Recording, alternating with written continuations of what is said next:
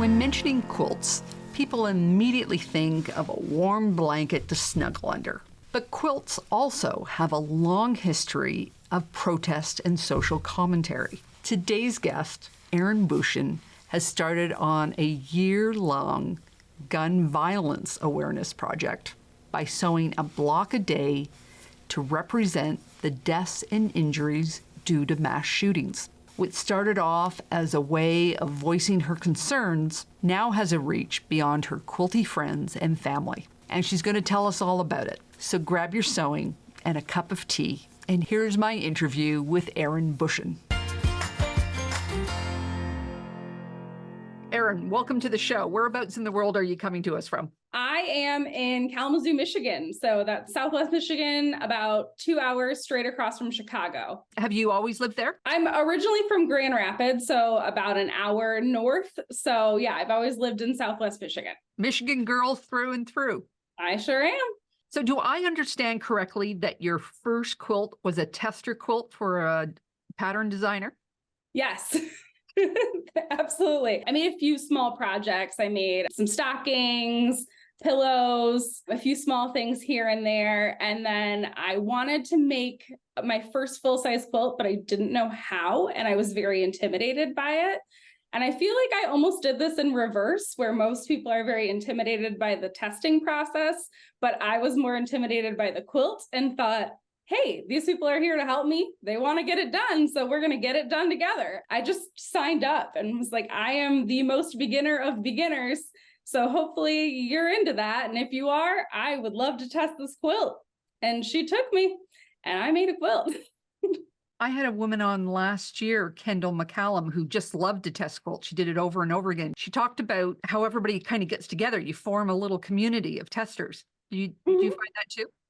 I do. And that's actually what drew me to it. Is I don't know anybody who sews in like my actual personal life. And I really wanted to learn how to sew, and I really wanted to learn how to quilt, but I was really intimidated by it. And I couldn't quite figure out certain things. I could figure out most of it, but I didn't have anyone to ask my questions of.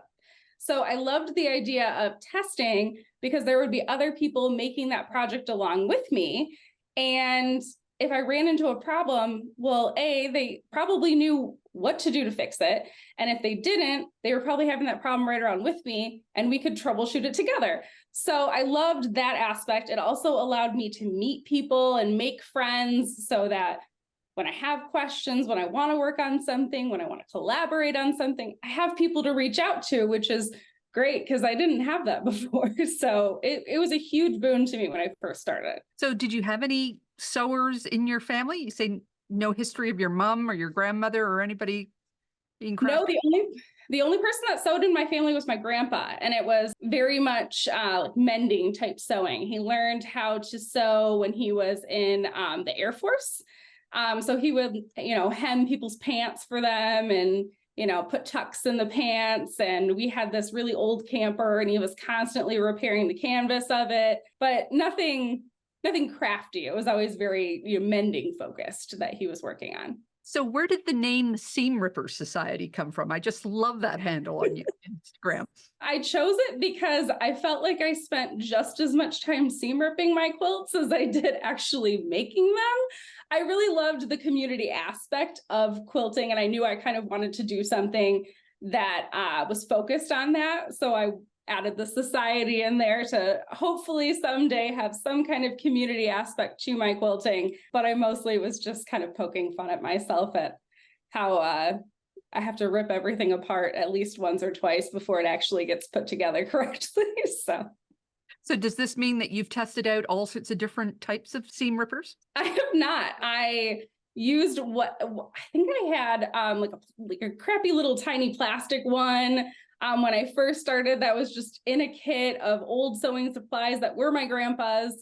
And then my mom bought me a really nice one about a year ago for my birthday. So that's what I use. And it has my name on it and everything because, I haven't tested a bunch. Maybe I should, but I just use what's around. It took me a while to realize that not all seam rippers were the same. There were some really good ones out there and some really crappy ones as well. Yeah, my metal one's a lot nicer than that crappy little tiny travel one I was using before. So you have started a year-long project to bring awareness to gun violence. I've got so many questions about this, but let's just start with, where did the idea come from? Basically, I did a ton of testing, but I was always making quilts that were somebody else's vision. And I set a goal for myself in 2024. I'm going to make something that is original to me, really speaks to me, and is really about what I'm about. And I didn't know what that was going to look like, but I knew that this year was going to be challenging with the election coming up. And I knew that there were going to be times where I didn't feel like my voice was heard. I didn't feel like I was engaged in the process, and I was frustrated. And I really wanted to find a way to feel more engaged and to feel like I wasn't just becoming apathetic and not part of the process. So I wanted to do something where I was working on getting my thoughts and my opinions, my feelings out there. So I felt like I was at least doing something to feel heard, doing something to be part of the process. And it was just for me. I didn't have any goals of overarching what it's going to do. I just kind of wanted to make myself feel better as I went through this year. So that was initially my goal, is starting this project. So you've made a couple of constraints and parameters of how you're making this. Did you start that at the very beginning? I had a kind of loose idea of what I was going to do. I knew I wanted to focus specifically on mass shootings, just because, for one, there's no way I could have focused on all of the gun violence in the US. It would take me years to create 1 year of quilts, unfortunately. So I wanted to just focus on one aspect. And it was also something that was compiled data that I could pull from. So I wasn't just scouring the internet, hoping that I captured everything. I could go to the gun violence archive and pull these events off of there and summarize them and know that I had actual data to use. So that was my initial thought of how I would achieve this. As far as other parameters I've put around it, I know I've had a lot of people ask me, so for example, this is what one block looks like. I've had a lot of people ask me if I'm going to notate on the block somewhere when it's put together in the quilt, which is behind me, which incident it's from. And I'm not. So that was one parameter that I put on there. I think it would just be really visually difficult to read, for one. And I wanted it to be about all of the incidents, not one individual incident that you focused on. So you've got black sticks and you've got red sticks. What's the difference between the two? So the navy blue here, these are signifying injuries. And then the red signifies somebody who has died as a result of the incident. And the number of tally marks in each block is the number of people that were involved in that incident. And I see some of those are different sizes. Does that mean anything? It doesn't mean anything. It's I made it all improv. The goal of it is that I want it to look like somebody is taking a piece of paper and making tally marks throughout the entire year for each incident.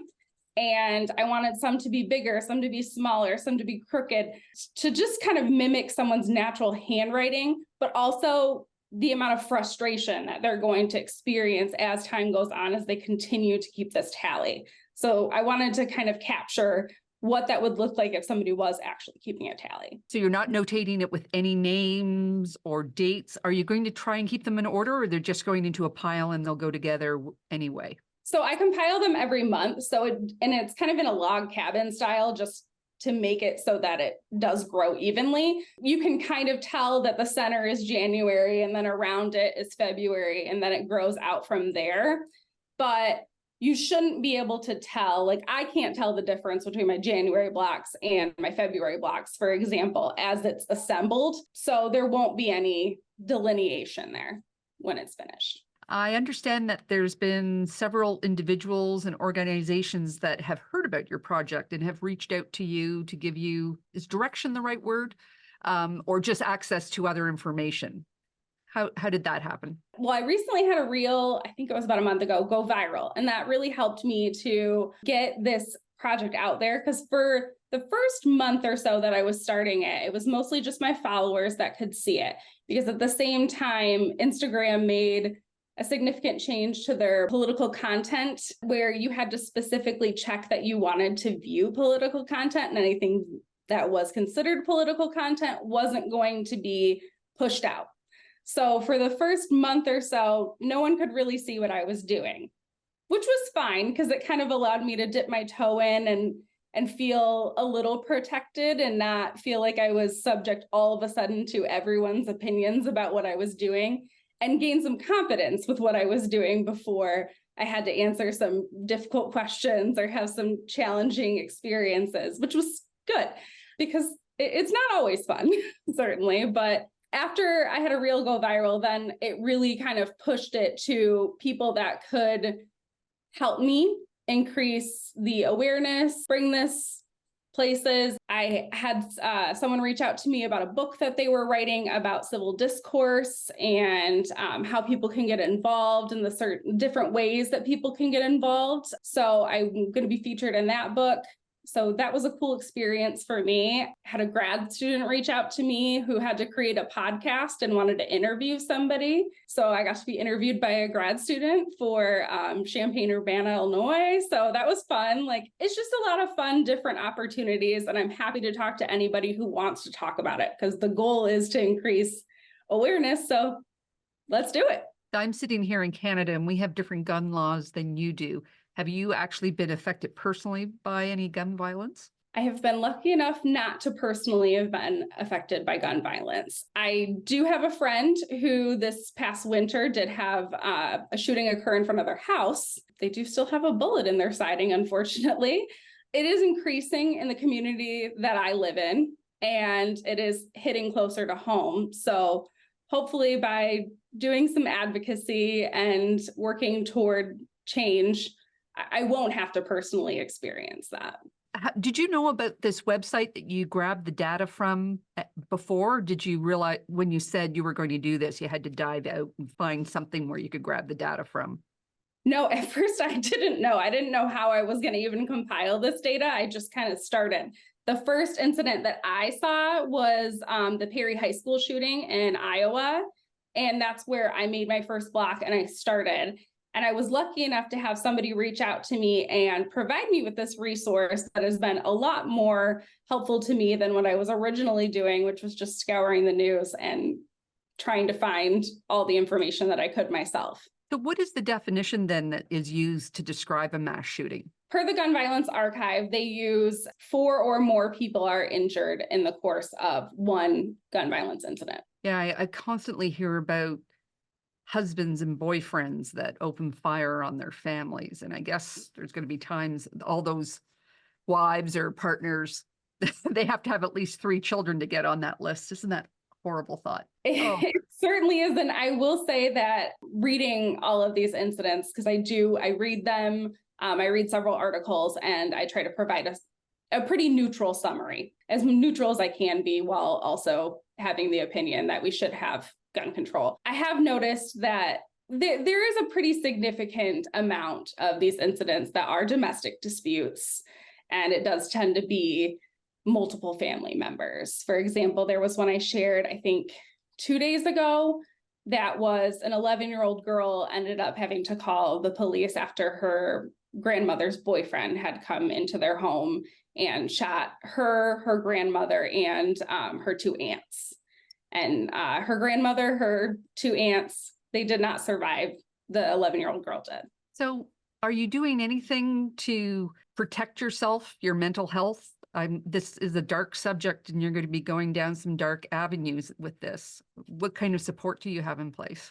I'm very fortunate to not be personally affected. I think that's something that is very helpful to me in protecting my mental health, because it's not my own trauma that I'm currently going through. I have taken breaks throughout this process. I usually batch the actual quilt blocks that I'm making so that I can work on other projects and give myself a little break so I'm not engaging with that constantly. I will also batch make my content sometimes and schedule that ahead so that I don't have to wake up every single morning, drink my coffee, and read about murder, because that can be hard. But the thing that I would say that has been the most challenging when it comes to my mental health is trying to find the balance of understanding that I can't please everybody when it comes to this project.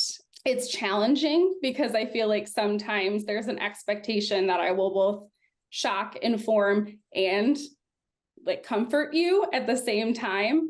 And I can't always meet that balance for somebody. And that can be challenging because I don't always know how to respond when somebody messages me or comments that I'm the person who's impacting their mental health. And I just try to respond as nicely as I possibly can and distance myself from that conversation, because I'm not a trained psychologist. I don't necessarily always know how to respond to that in the most appropriate way. I do my best, but I would say that's the most challenging thing for me, is always responding with grace and knowing exactly how to respond. So I found you, I think I found you right at the very beginning. Instagram was showing me your stuff. You mentioned that there was a point where it went viral and exploded. Did you find it was a very gradual thing and then this explosion, or now you're on your way? It was very gradual. And then all of a sudden I had this one reel just take off, and I had, I think 2,500 or something new followers overnight. Completely different audience than I'd had before. I typically had a audience that was more, late 20s to early 40s quilters. And then all of a sudden my audience was significantly college student heavy, which I didn't know if I necessarily knew how to speak to that audience all the time. So that was a big shift for me. Just learning, what they were looking for and how to respond to certain things that they wanted to talk about and how they wanted to talk about them. So that was a bit of a learning curve for me. But as that's kind of died down, I feel like things have leveled off in a much more sustainable way. So you're 4 months into this project. How big do you anticipate this quilt being by the end? I'm going to break it into 2 6-month quilts at this point, because the 2 months that I have assembled behind me, that's already about a baby quilt size. So if you can just think about how that's, a baby quilt size every 2 months, it's going to be larger than my long armor can even manage by the time I would get to the end of the year. So I'm going to end up breaking it into 2 6-month quilts, and I anticipate they'll be probably somewhere in between a queen and a king size. I think it would look pretty nice as a triptych or like 2 or 3 panels. I think it would be really effective that way too, hanging. I expect this, well, it's yours, but I would expect that there will be people that would like this to hang in galleries or exhibits somewhere. It's going to be a powerful quilt. Every day when I see these ticks go by, I just shake my head, like I can't do anything. It's far from me. It's in another country. I can't even influence the politics, but it's going to be a big statement. It is. And I am thankful that people have shown some interest in having it shown, because it's certainly not something I want to cuddle up with at night or have hanging on my wall. That wasn't the ultimate goal. So I am hoping that it will be displayed and available for people to see, because I think we do need to look at it. I think that's honestly what we just need to see it. And the visual is really impactful. I think art can definitely speak louder than words, and sometimes our words just fall on deaf ears, but having the visual makes it so much easier for us to comprehend. So tell me about projects that you like to work on in between working on these blocks. Okay. I saw a beautiful one come by my feed today with a butterfly in it. Oh, okay. Yeah. I made a moth quilt in December for one of my friends was having her first child. They had this wallpaper that I was really inspired by. It was kind of like really artistic dragon wallpaper, but she was worried that everything she was going to get was just going to be dragons because of the dragons. And I found this little tiny moth that was hidden kind of in the dragon wallpaper.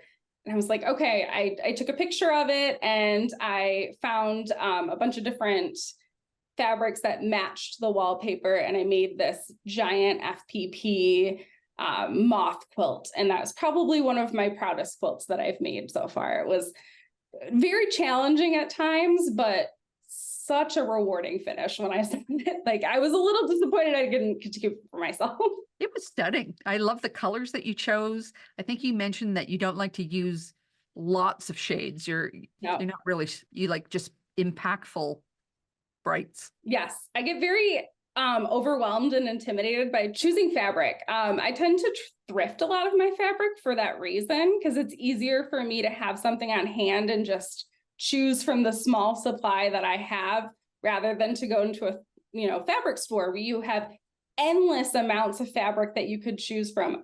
I often just walk in, I stare for an hour, and then I leave because I don't know what to do. I'm so overwhelmed. I think there were supposed to be like 16 or something crazy of different fabrics in that quilt, and I think I whittled it down to like 9. It still gave the effect, but it was less intimidating for me to take on.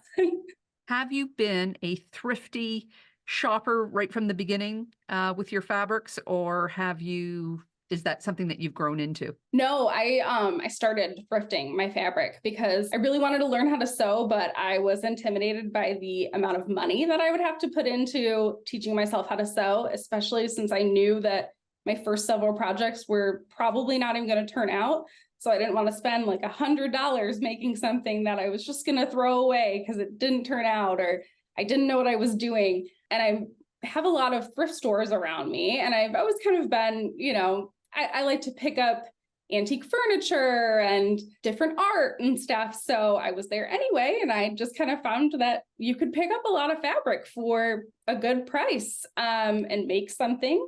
I'm learning how to make my own garments right now, and I thrifted 5 yards of canvas to make a jacket with, and it's going to cost me $7. So I'm super excited about it. And if it doesn't turn out, oh well, it was going in the trash anyway, right? So it gives me a little bit more freedom to just learn and try, and it's a little friendlier to the earth too. I came across a post where you were talking about the challenge of using different weights of fabric. Have you made any other discoveries about using thrifted fabric? I will say that using thrifted fabric, I haven't run into a lot of the issues that people anticipate that they're going to run into. Like the one that you talked about where I was having the trouble with the different weights. That was the first time I had encountered that. And I'd used tons of different weights of fabric before, but that was the first time where it was actually impacting how my seams laid, which was making my points not match up, which was where my problem was. The biggest troubles that I've run into have been, I feel like sometimes it's not super high quality, what I was looking for, and it's been in my stash forever. But you run into that with, whatever fabric you have. Maybe you pick it up years ago and then you finally use it and you're like, actually, this is kind of terrible. I don't know why I have this.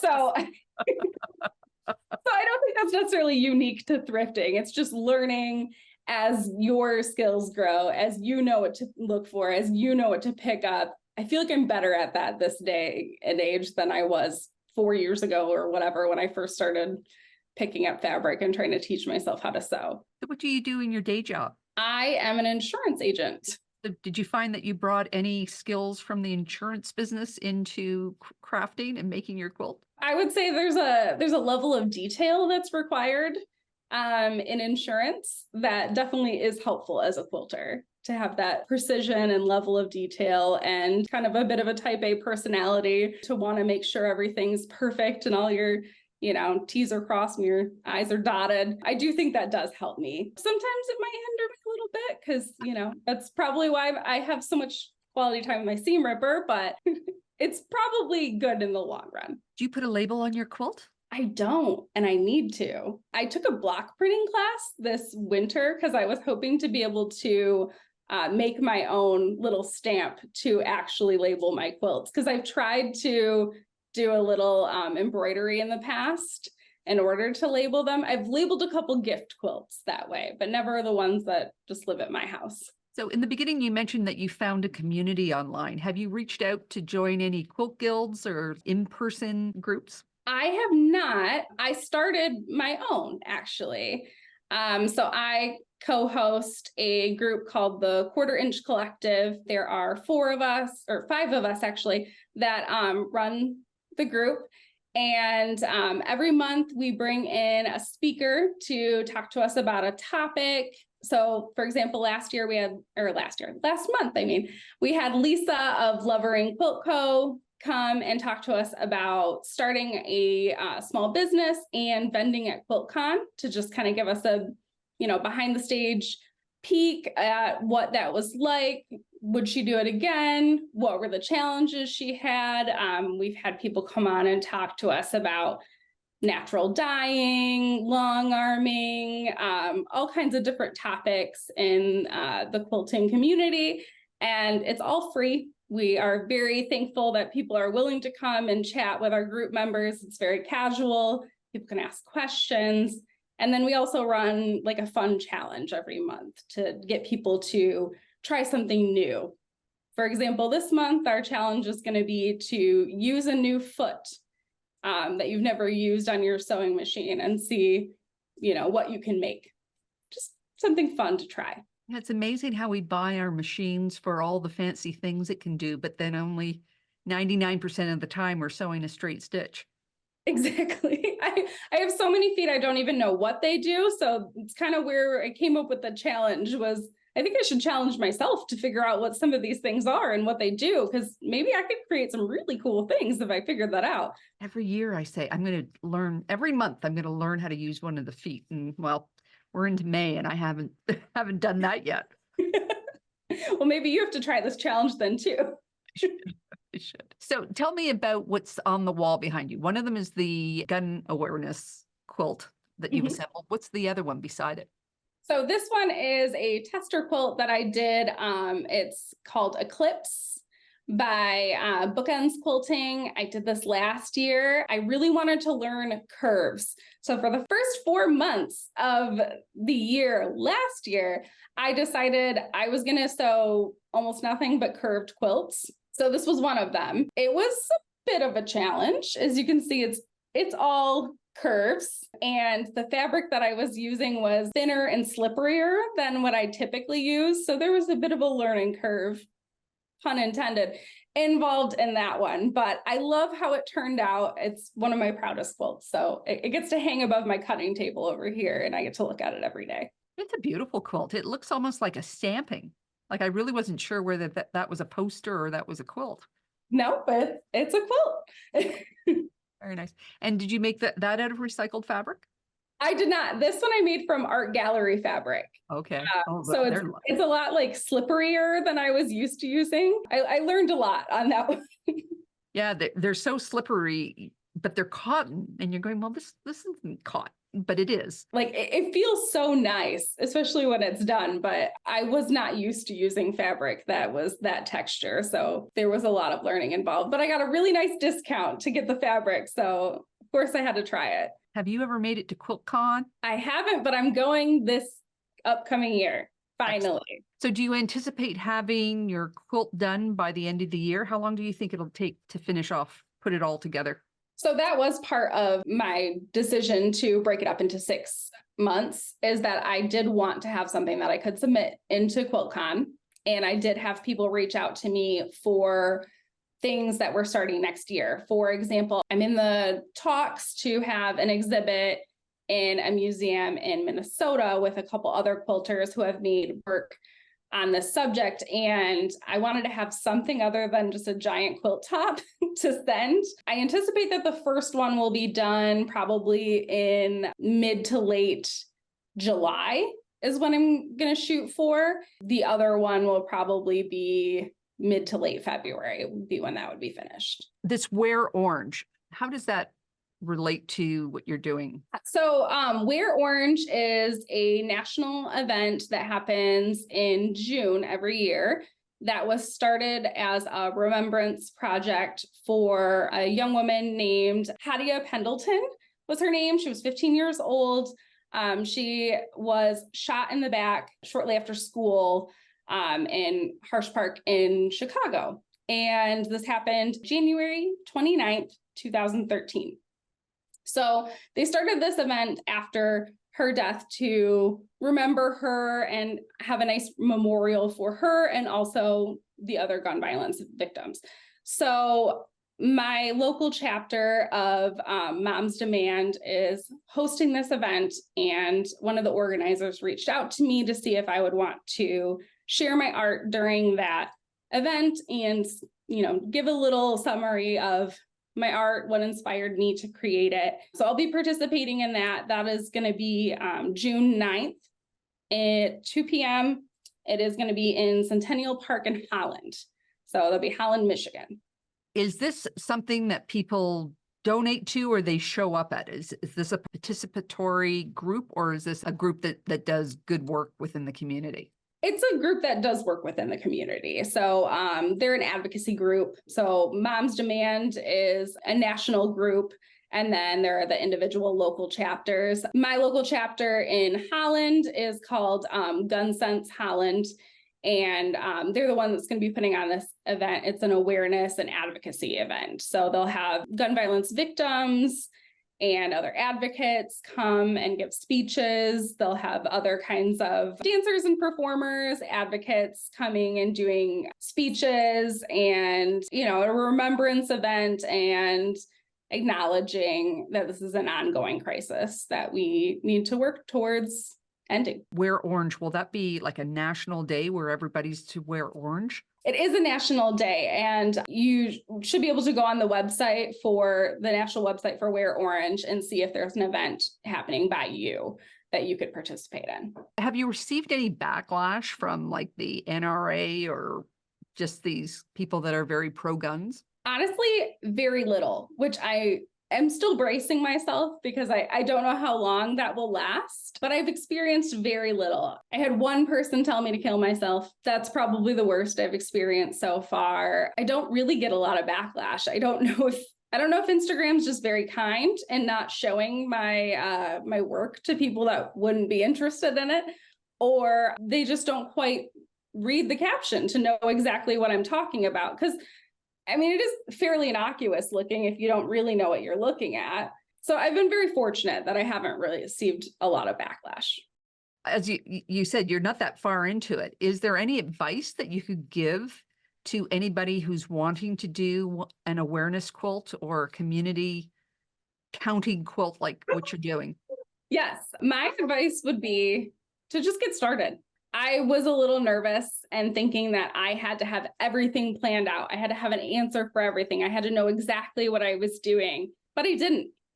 And I just went for it because I knew if I didn't just get started, I would never get started. So the background of my quilt is a sheet, and the tally marks, these are just scraps. I just used whatever I had on hand. And at first it was just because that's what I had, and I just wanted to get started. But I'm really glad that that's what I did, because I think it really shows that it doesn't matter how much money you have, what supplies you have, what your audience is. It doesn't matter. Just get started. Just use what you have. Just go for it. You don't have to be wealthy, well-known, nothing. Just if you have passion and you have a message, people will be willing to listen. So just do it. Just get started. Well, thank you so much for being on the show today. If people want to get a hold of you, how do they reach you? You can find me over on Instagram. My handle is Seamripper Society. You are welcome to join the group that I moderate. It is called the Quarter Inch Collective. We are on Facebook and on Instagram. And my name is Erin Bauchan, and I really appreciate you having me on to talk about this. Well, thank you so much. It's been enjoyable talking to you, and I hope to meet you at QuiltCon next year. I hope to see you there too. I hope you enjoyed my interview with Erin Bauchan. I hope that her quilts will have the power for change. If you want to find out more about the Wear Orange organization, I will leave a link in the video notes below. If you want to find out more about Erin, her blocks, quilts, and her Facebook group, I will leave her contact information below. Next time you're in your sewing room, be sure to have Karen's Quilt Circle playing in the background. I have interviewed so many amazing, interesting people on this show. Let one inspire you. And check out last week's video too. So take care, and I'll see you next time.